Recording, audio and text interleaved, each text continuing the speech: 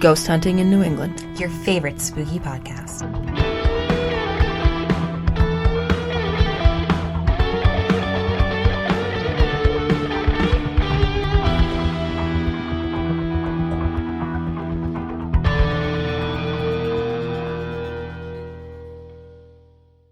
Hello and happy Wednesday. Welcome to this week's episode of Ghost Hunting in New England with your hosts Amelia and Beth.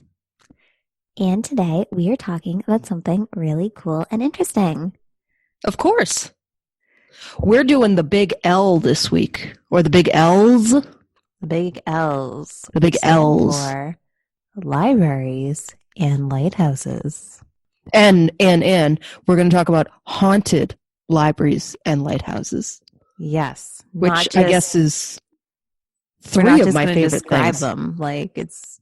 Well, we'll describe them a little, but. Yeah. But no, there has to be a ghost, or we don't talk about it on the show. That's true. Although last week we talked about monsters, which I thought was great fun. There were some ghosts thrown in there. Yeah, but mainly it was monsters, and I was kind of happy with that. Woohoo! Yeah. Okay. I made Amelia do all the work this week, though. No. So we're not just talking about libraries and lighthouses, because that would be very broad. We are talking about libraries and lighthouses in Boston and Connecticut. That was kind of an accident. Apparently I was supposed to do Connecticut, and I ended up with Boston instead. It's okay. It's okay. It just gives us more stories to tell the people. So it's okay. Okay. I'm not very good at following directions. It's all right. It's all right. Okay. So Beth, I'm going to begin tonight's tales with the Deep River Library. Ooh. It kind of just sounds haunted. It sounds like it's probably right by a lighthouse, too. Probably. Yeah. At very least by a deep river. Oh, at the very, very least. Yeah.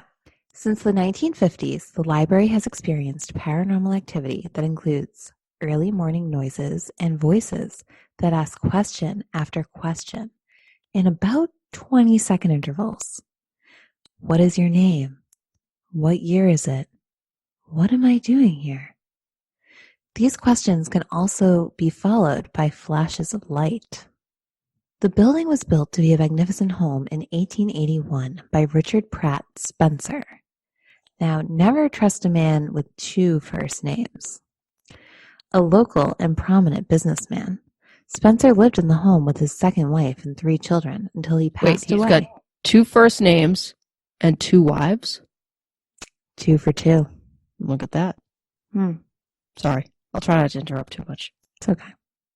Until he passed away at 90 years old in the year 1910. The mansion had exceptionally beautiful fireplaces, refined woodwork, and elegant touches.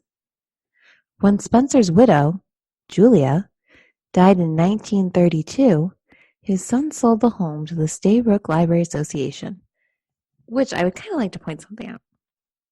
So this guy dies in 1910. He's 90 years old, right? Extremely old for the time. Mm-hmm. Then his wife dies in 1932. So it's 22 years later. Mm-hmm. I'm going to go out on a limb and assume she probably wasn't also 90, just due to the time period. So not only did he have a second wife, he had like a hot young second wife. Possibly. Unless she's like the oldest woman of the 1930s. Well, you're assuming that she was a hot wife. She might have just been like a homely wife that he owed the father what am I looking for? A favor here. That's true. I'll take this girl off your hands, and you'll give me, a farm and 6 goats. A mansion. It happens. Is it a mansion? A mansion near a deep river. And some goats. Okay. So his son sold it to the Saybrook Library Association, and they turned it into a library. And they didn't have to pay that much for it. He sold it pretty cheap because he wanted it to be a library. Not much renovations had been done until 1995, when a children's addition was built. In 2004, a paranormal investigator asked the library's director, Ann Piatta, for an after-hours tour of the library, and the director said yes. While on the main floor near the original stove, the investigator felt the presence of two female spirits. Were their names Amelia and Beth? No. Oh, maybe. I have no idea. So since that experience, Pieta has received dozens of requests for paranormal investigations from all over the Northeast. In 2010, the Hartford Courant ran an article about the haunted library, piquing the public's interest once again. More than 30 private investigations involving more than 20 paranormal groups have taken place at the library. It's a lot. Mm-hmm. Most groups have recorded electronic voice phenomena or have captured photos and videos, while for a few, there was no activity at all. Most groups said that they have never felt anything evil. In September 2012, two staff members... Hang on. They have never felt anything evil in that library, or they have never felt anything evil ever in their lives? In the library. Okay. So I didn't get that from what you said. Most groups said they have never felt anything evil. In the library. Okay, in the library. We good? Can I continue? Yeah, sorry. Okay. In September 2012, two staff members heard a child's laughter. No one was there. After hours, staffers have heard talking and have smelled cigar smoke. Both patrons and staff have seen a woman floating down the stairs and looking out an upstairs window. One evening around midnight during an investigation, it appeared as though there was a party going on upstairs. Deep River Public Library was featured in the June 2011 debut of the Sci-Fi Channel's Haunted Collector, in which the show's investigators saw among the library's shelves the figure of a woman who was thought to be Julia Spencer, Richard Spencer's widow, as we heard about before. His may or may not be hot, but definitely younger second wife. She might have lived to 110. I don't think so. Maybe. The library has held a few fundraisers tied to the ghost theme, such as Spirits with the Spirits. The library also hosted well-attended paranormal lectures with groups presenting evidence they captured at the library and at other locations. Which, we went to a talk like that one time at a library about the Fairbanks House. Mm-hmm. So, that is my story of the Deep River Library.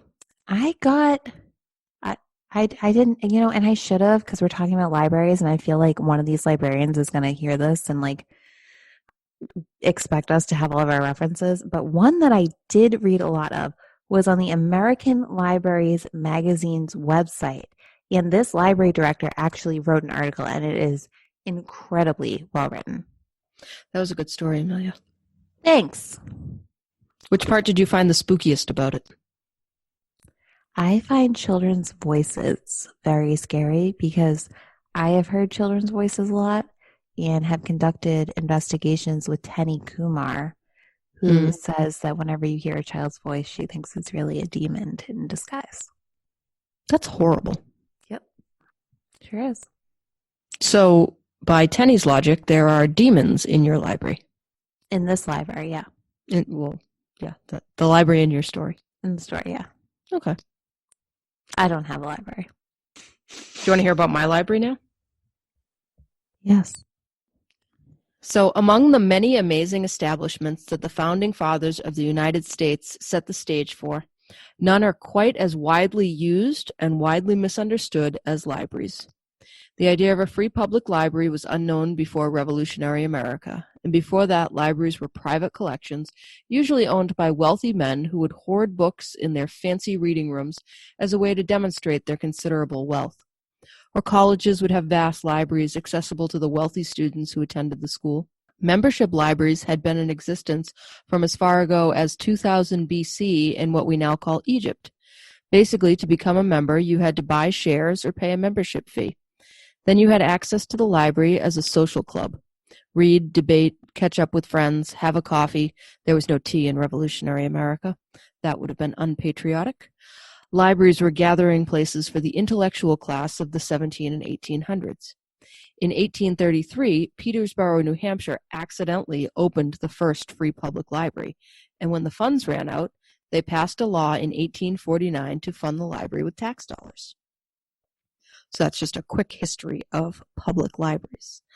Boston built a small independent social library on Congress Street in 1807.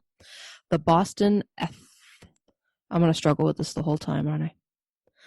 The Boston Athenaeum was focused on local literature and New England history. By 1849, it outgrew the small building and was moved to the current location on Beacon Street, directly across from the Massachusetts State House and overlooking the Granary Burying Ground. By 1951, it was considered one of the largest libraries in the United States. It has 5 floors packed full of books. Books. It's just such a wonderful idea of 5 full floors of books.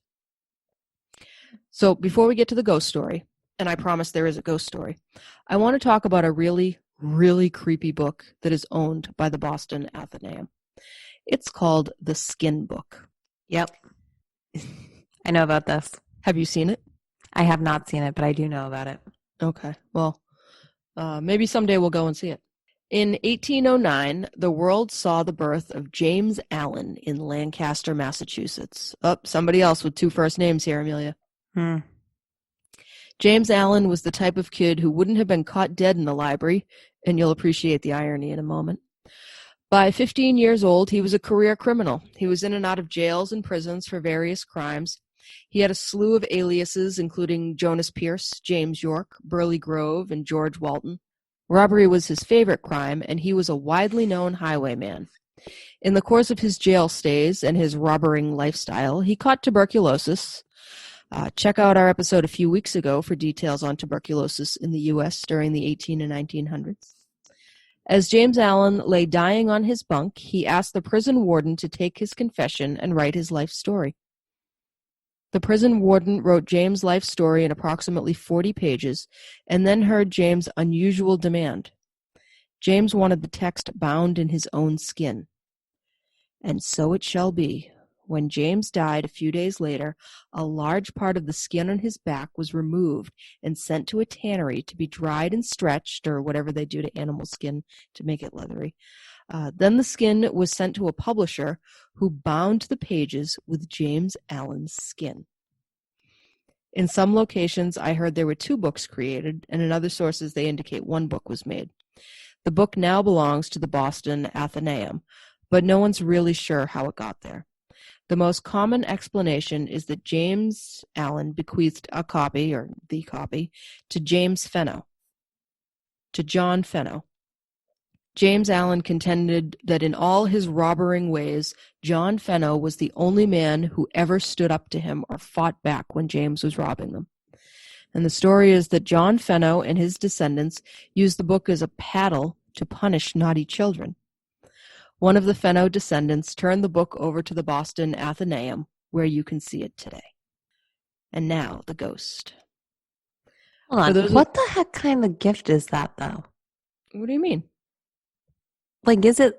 I don't know how I would react if someone sent me that kind of gift. Like, I am, in parts of my life, known for standing up for myself to the point where I get in a lot of trouble for it.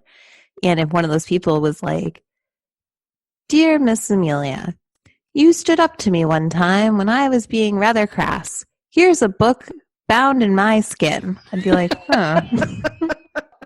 You can give me some money or something? Like, I mean, the guy didn't have any money to give out or anything, but somebody had to have paid to have that book made. Well, I'm sure that the tannery guy didn't. But like, what kind of message is that? Is that like a wow? You were a great guy. It's a really weird message. That's what I'm saying. Like, what would you do if somebody sent me a book made out of their own skin? Yeah. I'm pretty sure I would change my name and move away. But why? They can't find you. They're dead. Uh, I don't want whatever like bad energy they have sent my way. Like, Yes, that was the next thing I was gonna say is it bad energy? I mean, I don't know. I think if somebody sent me that book, I don't think that I would call the Boston Athenaeum and offer to give it to them, but maybe. Also, that is I, also a good point. Like, why did that person get it and be like, oh, I'm going to call it a library or I'm going to call it a museum? In essence, that's kind of what they did. Like, why? well, I mean, that part I understand actually much better. That how many books do you know of that are covered in human skin? None. I don't See? read. So now the Boston Athenaeum has one. I read an article online that there's this place up in Canada where you can drink a shot of whiskey that has a mummified toe in it. I don't exactly know how that's I meant to related, send but that to you. that's disturbing. Um, Yeah. I'm not I'm not entirely sure what to say about that. I'm a little interested in their Are the, health codes up there, where but where did they get a mummified toe? Why did someone think that was a good idea? Exactly how much whiskey did they have to drink first before they thought of this? over 1,900 people have had the drink. No, thank It's the you. same toe in every one. No, thank you. Yeah. I mean, the other part is, Actually, I don't know if it's the same toe in every one. I might have made that part up, but I can't I mean, imagine like they have 1,900 toes hanging around. it's been a long time since I was a drinker, and even then, I wasn't like a shots person. But if it's in the glass, aren't you supposed to eat it? I don't know. So, I mean, that's the other disturbing part. I mean, like if you somebody correct me on that one, who's a little bit more learned in the ways of the liquor shots, but yeah, I would think like I mean, if you have a, I mean, if what am I thinking of? If you have like a martini and there's an olive in it, like, and it's on a toothpick, you're allowed to eat it, right? Mm-hmm. What if it's not on a toothpick? Are you not allowed to eat it? I know that my brother used to work in a Mexican restaurant and he would eat the worm. Out of other people's drinks? No, out of his. They'd pour him a tequila shot with the worm in it. It's when he lived in Nebraska. Isn't the worm made of like soaked in mescaline? I don't know. Anyway, so there's a book in a library in Boston that's made out of a guy's skin, Yeah. and yeah, you can actually go see it, and I'll give you some details on that at the end. But first, I wanted to talk about the ghost. Okay. Okay. So, for those of you familiar with the storied history of the Salem witch trials, and no, I'm not giving you that whole history here, you may recall that one of the judges was named Hawthorne. And Judge Hawthorne was cursed by one of the women condemned for being a witch. And so then when Hawthorne's great-grandson, Nathaniel Hawthorne, yes, the one from the Scarlet Letter and the House of Seven Gables, enters the story, you know you're going to have some weird stuff happen. Nathaniel was a member of the Boston Athenaeum at the original location on Congress Street. He would spend hours there each day engaging in reading and socializing with his acquaintances. On April 4th, 1842, Nathaniel walked into the Athenaeum and saw the longtime librarian, Reverend Thaddeus Mason Harris, sitting in his usual chair reading the Boston Post. Nathaniel gave a nonchalant greeting that wasn't returned and carried on with his day. And it wasn't until later that Nathaniel was told Reverend Harris died the previous day. Nathaniel couldn't believe this was true and went back to the Athenaeum the following morning to see Reverend Harris still sitting in that same chair, reading the Boston Post again. This goes on for several weeks. Nathaniel came to the conclusion that Reverend Harris was reading his own obituary and unable to believe that he was, in fact, dead. After several weeks of Reverend Harris appearing in the library after his death, although it's interesting to note Nathaniel never saw Reverend Harris enter or leave, he was just there. Quick question. Was he ever like, hi, Reverend, how are you?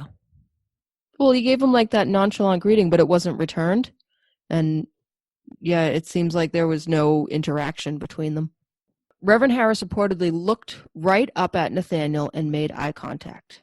Nathaniel wrote, I remember, Once at least, and I know not but oftener, a sad, wistful, disappointed gaze, which the ghost fixed upon me from beneath his spectacles, a melancholy look of helplessness, which, if my heart had been as hard as a paving stone, I could hardly have withstood. But I did withstand it, and I think I saw him no more after this last appealing look. And with that sad look, Reverend Harris made his way into the afterlife. Or did he? The building moved from the Congress Street location to the Beacon Street location a few years after this encounter, but there are still reports of people seeing a ghostly figure at the new location. Seems Reverend Harris was very attached to his books, and he enjoys visiting them. Locals and tourists report seeing a man dressed in a pulpit robe standing in the hall outside the elevators waiting for a ride. There have also been consistent and unexplained problems with the elevator stalling, starting up, getting stuck, changing directions, and long periods of it just malfunctioning. The elevator is currently out of service, so the only person riding it these days is Reverend Harris on a leisurely afterlife tour of the resting place of all of his favorite books. You can visit the Boston Athenaeum at 10.5 Beacon Street in Boston, Massachusetts. There's an admission fee to enter. It's $10 for adults and kids over 13 to see the first floor, and $40 for a day pass to access all 5 floors. And if you think this is somewhere where you'd like to hang out a lot, you can buy an annual membership for between $310 and $525 for the year. Quick question. Okay. Can you say that address again? 10.5 Beacon Street? Yeah, 10.5. Yeah. I've never heard of a half address. Oh, there's places like that in Boston. Because everything's all packed on top of each other. In that movie I was telling you about, Being John Malkovich, he worked on the 13.5 floor, and it was like a half floor, and everyone had to crouch down. It's a crazy movie, Beth. You should really watch it. The building that I went to high school in, that actually is in the process of being demolished right now, had a weird thing like that as well, that there were like half floors. Like, I mean, none of them were like short, they were all normal height, but you would, so you'd be on like the main floor here, and you go up like half a set of stairs, and there'd be another floor here, and then you go up another half a set of, and then, so it was like the floors were staggered left and right. It was weird.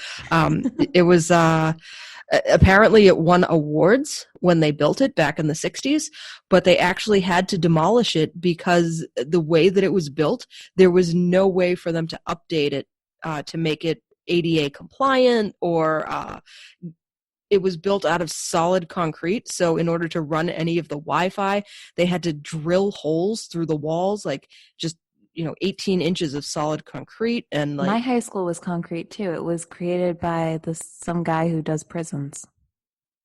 Yeah, that was a really common thing. Yeah. Then was it built in the 60s? I have no idea. I don't know. Yeah, they were all built like that. Like, you've been over to UMass Boston, right? Mm-hmm. And so other than all the nightmares that came from that, but do you know why it's built the way it is with no gathering places anywhere? Mm-mm. Because of all the protests that were happening about the Vietnam War. So a lot of the different the government buildings that were built, schools, colleges and stuff, they were specifically designed not to have spaces where large groups of kids could gather to protest. Oh, interesting. Yeah, so it's one of those weird things that somehow infiltrated the rest of public life. Like, we don't want the kids to have anywhere that they can gather more than like 10 of them. So I'm not Good sure. Story, Beth. Oh, the half. Yeah, 10.5. Go to 10.5 Beacon Street. And so Boston Common is right there, and the Massachusetts State House. And it's a fun area to be in. Okay. Great story. My next story is the Sheffield Island Lighthouse. Located less than a mile off the coast of Norwalk, Connecticut, Sheffield Island Lighthouse sits on a 53-acre island. The current tower and keeper's house were built in the year 1868, but the island has been a navigation point since the early 19th century. Sheffield Island, the westwardmost island in the Norwalk chain, rises out of a dangerous reef. In an effort to protect ships Entering the busy port, the U.S. government approved the island's owners with plans to construct a light warning passing ships of the hidden shoal. The island's residents gave their blessing, and in 1826, the first lighthouse was built. The Sheffield Island Lighthouse was deactivated in 1902. By 1914, it was purchased by Thorstein Ostable. In 1986, it was purchased by the Norwalk Seaport Association, and they renovated and restored it so it could be used again. In 1989, the year I blessed the earth with my presence, the Sheffield... God, you weren't born until 1989? I remember things happening in 1989, like, I don't know. That's what Paul always says, too. Like third grade. Yeah. In 1989, the Sheffield Island Lighthouse was placed in the National Register of Historic Places. By 1993, a generator was added to the lighthouse, but in the same year, a great storm caused the basement of the building, where some artifacts were stored, to be destroyed. It was operated again by 2002, and the Seaport Association already started a ferry service to the island, and it continues to be in business to this day. In 2011, the lighthouse was used again, and it was ran with solar-powered system. Today, the lighthouse is used only on the Norwalk side, but not for navigation purposes. A newspaper story in July 1872 announced that Noah Mosher, who had been the keeper since 1861, had died suddenly just a few days earlier. According to the story, Mosher was seated in his chair, spyglass in hand, watching several vessels which were passing by the island, and talking about them to persons standing near, when suddenly he fell backwards and in an instant was dead. It always kind of reminds me of like one of those like Monty Python scenes. Like, you know, the guy's like talking and then all of a sudden he's like, oh, and just dead. Like this guy like mid-sentence just keeled over and died. Okay. Sorry, Monty Python was also not in my watching repertoire. I saw Spam-A-Lot once. In August 1901, keeper Samuel Armour became ill with typhoid fever after drinking contaminated water from the station's cistern. Yucky. Ew. Armour's wife served as keeper until he recovered 3 months later. That has nothing to do with anything. I just thought it was a gross story, so I put it in. It's nothing to do with That's why we had to hear about the skin book. In 1991, archaeologist Karen Orwowski was working on the historic site preservation on Sheffield Island. One day, as she approached the island in a boat, she heard hypnotic and mystical music coming from the island with no source. She had also heard what seemed to be a foghorn where there was no foghorn, and distant cries for help. Some believe the music could be attributed to the spirit of Captain Robert Sheffield, who played an unusual instrument called the long spell, similar to an oversized violin played with porcupine quills. What? Kind of cool, right? The porcupine quills, do you think those are part of the bow, or do you think those are the strings on the violin itself? The bow. Yeah? Or a plucker. Like a guitar pick, but they use porcupine quills? Mm-hmm. That's weird. Have you ever seen someone like pluck at a harp? Weird. No, the only time I've ever seen someone play a harp was on Big Bang Theory, when Blossom would play the harp. But no, I've never seen somebody play a harp in real life. It's phenomenal. Highly recommend. 10 out of 10. In fall of 1993, a tropical storm named Beth. Wow, I got my own tropical storm. That's why the story is here. In the fall of 1993, tropical storm named Beth sent waves crashing against the lighthouse foundation. Stones smashed through the basement window, and the basement was flooded with over 4 feet of water. A number of artifacts and furnishings were lost. A utility shed hosting the restored generator was knocked off its footing, and the generator was thrown into the water. The station's water cistern filled with seawater that had to be drained. The storm also significantly changed the shape of Sheffield Island. Those darn Beths. They're always screwing everything up. A real B. Yeah, well done. There have been many paranormal experts who claim that the spirit of a young girl is trapped in the Sheffield Island lighthouse. The girl is believed to be the daughter of the keeper of the lighthouse, but no one knows which one. And I really apologize because I don't think I'm going to say this name properly, and I'm very sorry if she's listening. But Christine Krasinski? Krasinski? Like John Krasinski? No. Christine Kaczynski. Kokskinski. Ask Paul how to say it. No, he's busy. It sounds Russian-y. It probably is, yeah. Or Polish or something. A paranormal investigator who founded Connecticut Paranormal Research and Investigations visited the Sheffield Island Lighthouse, and she claimed that the girl is named Abigail, and she is around 6 or 7 years old. Abigail is said to be bound to the island because of 2 adult ghosts who are wreaking havoc. Kaczynski shared, "I have no idea who Abby may be. She is bound to the lighthouse, and she doesn't seem to be able to make her way out of there because of the 2 other spirits." We're just going to call her Christine. Christine further claimed that the farthest that Abigail can go is the beach, and she visits it sometimes. There are a lot of spirits on the island, and they were curious and interested in people. Orbs of light were following investigators, and there was one huge orb that kept following people. They like company and people coming out there. They seemed to be very peaceful, and the sense wasn't negative at all. It was welcoming, Christine said. The Seaport Association president, Thomas Keyes, who, with some other board members, chaperoned the group to the island and said the night was perfect for ghost hunting. It was an interesting evening because it was a full moon between wispy, gauzy clouds, and there was no wind. It was dead silent, said Keyes. Keyes also said he allowed the researchers to go about their business and said that the other board members huddled around a picnic table next to the lightkeeper's cottage that night. Away from the action, Keyes said he did not see any ghosts or paranormal activity. And so as I was researching this, I found this website, sdparanormal.com. And on that site... Sorry, SD? Yes. As in dog? Yes. Okay. And they said that James Randi was actually notified of this case. So here's what I found out about that. James Randi, who many will know, is a professional...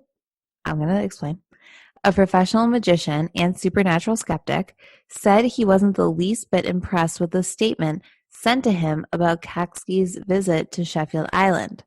For years, Randi has offered a $1 million prize to anyone who could demonstrate any paranormal, supernatural, or occult power or event under test conditions agreed upon by both parties. He also has 2 first names. He does. Spooky. I get 10 or 11 of these things every day, said Randi, also known as the Amazing Randi, by telephone from his Fort Lauderdale, Florida office. I just want to put out there, the only amazing Randy is the Macho Man, Randy Savage. Macho, macho, macho man. Okay.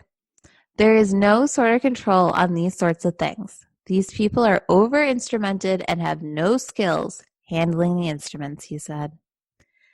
When asked whether he believed in ghosts, Randi said he didn't know. Not having ever seen one, it makes me doubt it, he said. Randi said that researchers turn up their instruments so high that anything, a cell phone, doorbell, or any electrical device can create interference, which is then explained as a paranormal event. You can take 1 or 2 of these instruments anywhere you want, Central Park or a so-called haunted house, and if it's turned up high enough, it could react to almost anything, Randi said, explaining that electrical devices are always picking up interference. When your cell phone gets static or you hear a funny noise, you don't throw it down and say, it's haunted, Randi said. So, if you're familiar with the Amazing Randi and you feel like me, which is he's kind of a smug guy. It's a little smug. I don't I don't like smug. But that's what he had to say about it. He also said, and I don't know why it's not in here because I thought it was, but at one point he said that he wasn't like clear about how she got that name Abigail. And she said it just came to her intuitively. I would have been a little bit more interested in the other two spirits she's referring to who are holding Abigail there. I could not find any information, but But I couldn't find a lot of information about the girl, but I found a lot of people who referenced the girl or said there was a girl. And what's very interesting about this is that there isn't a ton of information, but that they hold weekly haunted tours of the lighthouse. aha! And you can you get on a boat and you go over. And I tried to look it up to see if we could go, but it's canceled now because of COVID. Stupid COVID. Maybe next August. They start in August. Okay. That was a fun story. Thanks. I like when you find different experts who are talking about different things. Okay, do you want to hear about my lighthouse? Yeah. A short boat ride off the end of Hull, Massachusetts will bring you to the United States' oldest lighthouse.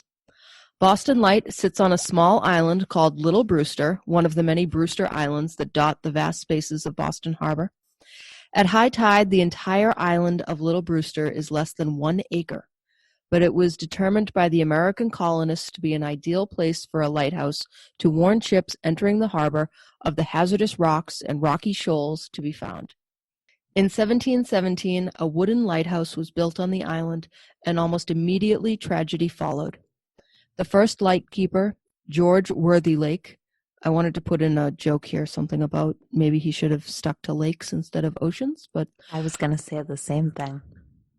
oh, good. So it wasn't as terrible a joke as I thought it was? I'm known for bad jokes, so I don't know. All right. Well, so George Worthylake was stationed there for a few short months with his wife, 5 children, an assistant lightkeeper, and several slaves. Since the island is so small and all goods and services had to be taken care of on the mainland, George had taken his wife and infant daughter to the city to attend church and to take care of some business.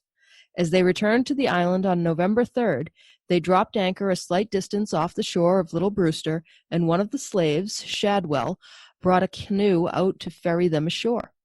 The canoe overturned, and all the people drowned. A replacement lightkeeper was assigned to the post, Robert Saunders. Within a week of his assignment, he also mysteriously drowned. During the Revolutionary War, which you may remember began here in Boston, the American Army repeatedly burned the lighthouse down so the British Army couldn't use it to help their ships navigate. In 1783, after the British were robustly defeated and kicked right off the continent, a new stone lighthouse was constructed, complete with a fog cannon. In 1851, the fog cannon was replaced with a 1,400-pound bell. In the late 1800s, a group of MIT scientists discovered what they call the Ghost Walk. The Ghost Walk is an area about 6 miles east of Boston Light where sound doesn't seem to travel or even penetrate. You can imagine this makes it difficult for ships to hear the fog bells when they're in that area. So the MIT scientists ran experiments testing out different kinds of bells, different frequencies, and a range of other ideas to see why sound wouldn't make it to the Ghost Walk. And do you know what they found? No. A ghost? That there was no answer about why sound doesn't travel in that spot. Oh, that's very unusual. So let me share another answer that exists about why there's no sound in this area. And this is from the Quanahasset Native tribe here in Massachusetts. They believe that the area was, and still is, inhabited by a demon. We've actually talked about this demon on Ghost Hunting in New England before. It's Hobbamock.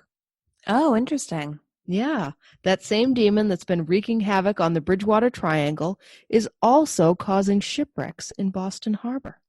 Boston Light is the only lighthouse in Massachusetts, or possibly the whole United States, to still have a live crew at the lighthouse 24/7.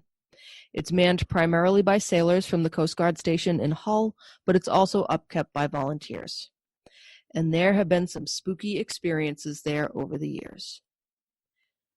The first one is from 1947. Well, the first one I'm going to tell you about is from 1947. Maisie Anderson, the 22-year-old wife of the lighthouse keeper, reportedly heard footsteps behind her on the beach one afternoon while she was completely alone.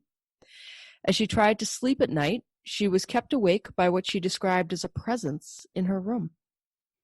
Another night, she heard what she called maniacal laughter coming from the boathouse.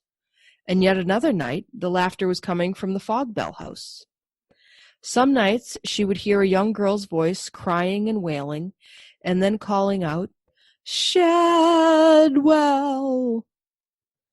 And Maisie had no idea until years later when she read about George Worthylake's experience that there was a slave who lived there named Shadwell. Spooky. In the late 1980s, Dennis Deaver was the Coast Guard petty officer assigned to the lighthouse, and he had some spooky experiences himself. He liked to tune his radio to rock and roll, and without warning, the radio would change itself to classical music.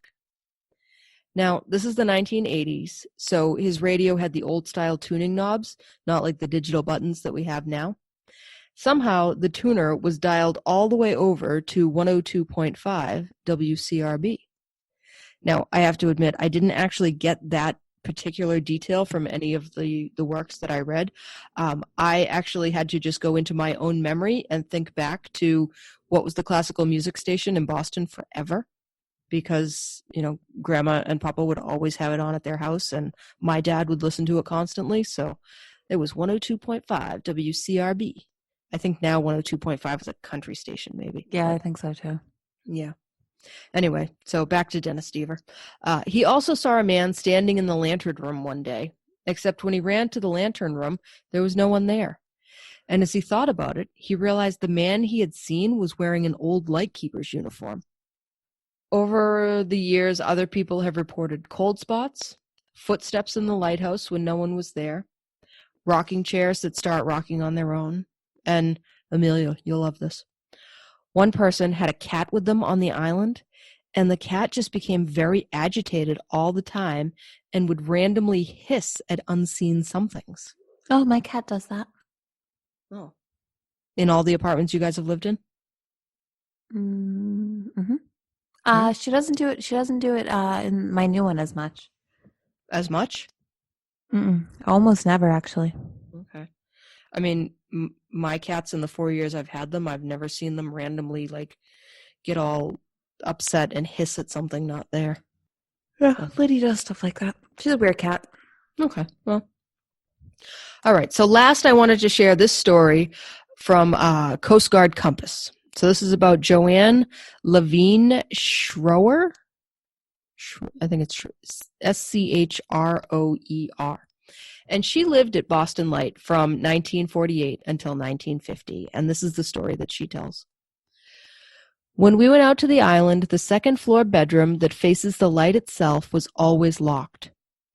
We had always heard that back in the 1800s there was a lightkeeper whose wife went a little stir-crazy and killed her husband right around Halloween, and then she wrote about it in her diary. Every October we would hear these weird noises in that room. And one night my mother jiggled the doorknob to see what was going on. All of a sudden, this black image came right through the door, down the hallway, and then down the stairs to the kitchen. It was the lightkeeper's wife, and she had a big dog with her. I woke up in the middle of the night, and there was that big dog sitting in the room. My dad was off the island on temporary assignment that night, so my mother frantically called the Coast Guard's sector headquarters in Boston for assistance. They sent a crew right out. They unbolted the door and opened it, and there were books all along the walls, but right in the middle of the room was a pedestal with the woman's diary on it, and it was opened to the night where she had killed her husband. The Coast Guardsmen took all of the books out of their room that night, and we never heard the strange noises again. Spooky. I know, and I have to admit, I really do love when I'm able to find these first person accounts like this. If you are interested in heading out to see Boston Light, it's actually under construction, so there's no tours at the moment, but you can take, there's a number of different ferries that go out into Boston Harbor. Some of them start from Boston, some of them start from Hingham, some of them start from Hull, and so you just take the ferry. I think it costs $35, and there's like a 2-hour tour. I think I read somewhere actually it was a 3-hour tour. A Oh no, it's 3-hour tour. it's an exciting 2-hour cruise to 3 iconic lighthouses. So it's $35 for adults, $30 if you're a student, senior, or military, $25 for kids, and if you're under 3, it's free. It's October, so the harbor parks are all closed down at this point. But if you wanted to go next summer, hopefully COVID-19 will not be as much of an issue anymore, and you can head out and see it. There's a bunch of other haunted islands out in Boston Harbor, and so I would love if they would put together like the haunted island boat tour, and if they would just focus on that. I would definitely take that tour in a second. We should do it. Do you have a boat? No, but I have connections. Okay, well, let's find out more, and we'll offer people boat rides. I wonder how My many dad people... has a canoe.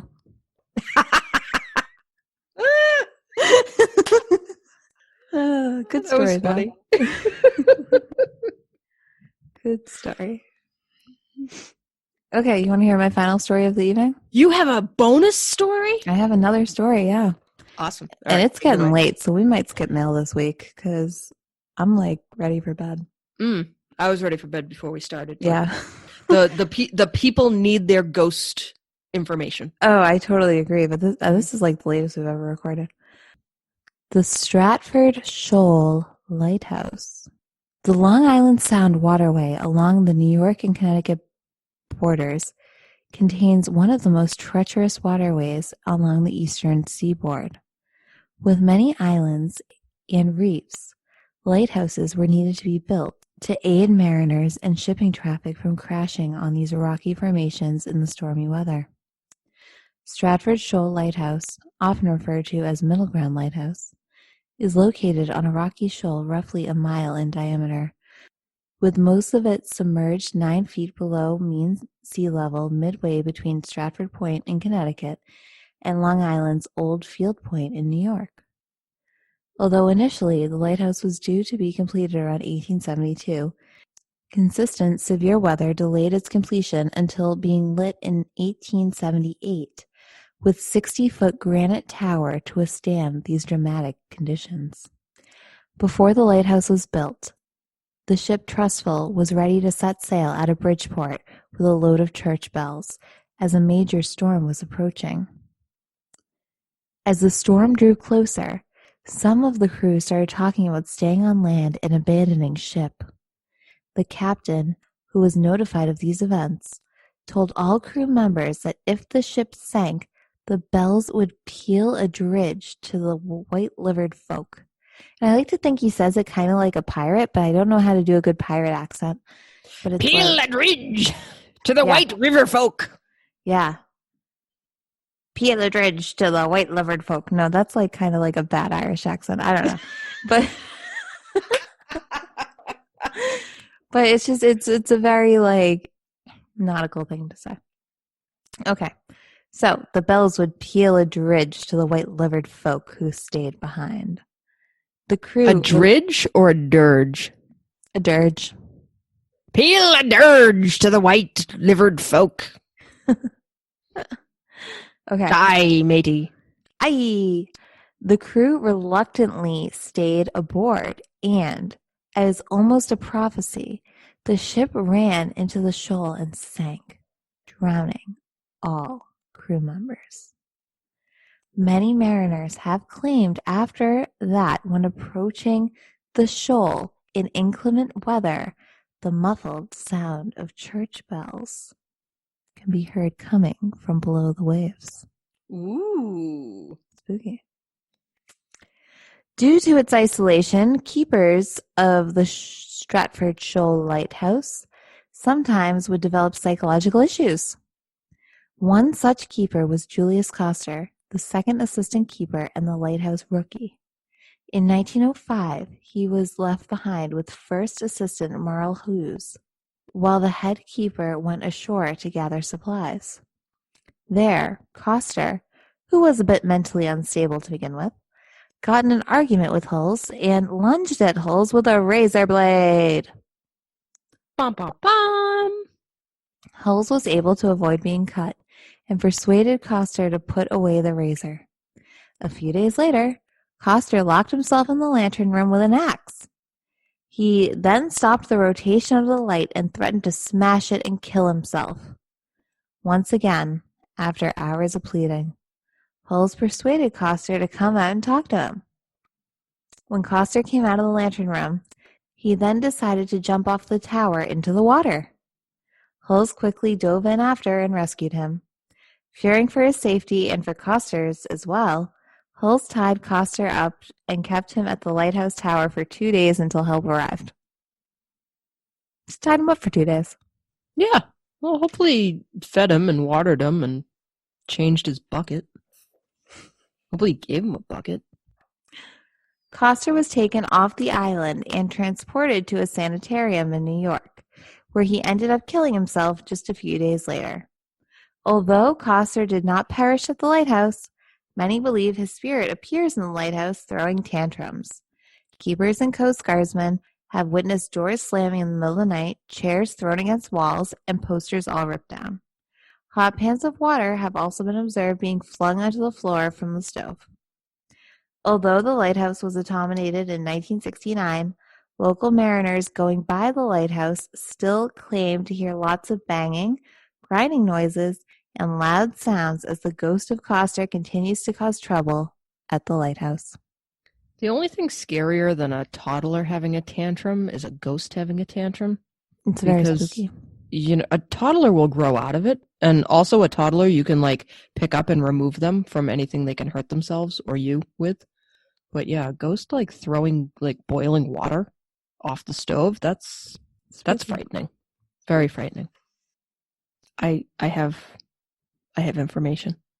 On what? Richard Spencer. His first wife died in 1871. He remarried his second wife in 1877. She was born in 1852, so she was 25 when they got married. And he would have been 57. God bless him.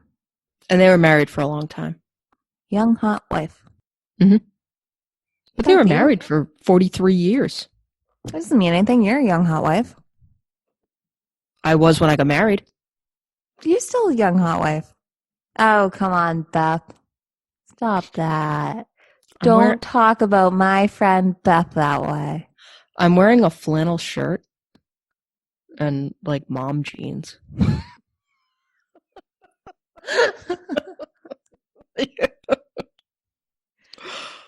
Oh gosh. Anyway, do we have any new transition music this week? Let's do the same as last week.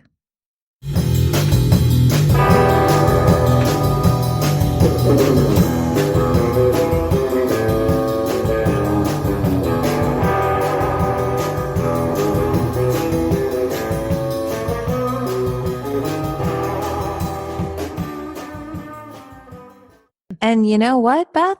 What? Last week, I said that band was called Kings of the Boulevard. Well, apparently, I am a terrible daughter because the name of the band is actually the Boulevard Kings. And you can find them online at rockabillyband.net. I have a lot of questions, but I feel like it's too late to start asking them. That's very fair. Yeah. So, yeah, thank you all for listening, and thank you to everyone who sent stuff in. We'll read it next week. So apparently you all have to come back next week. Ooh, we got a good episode next week.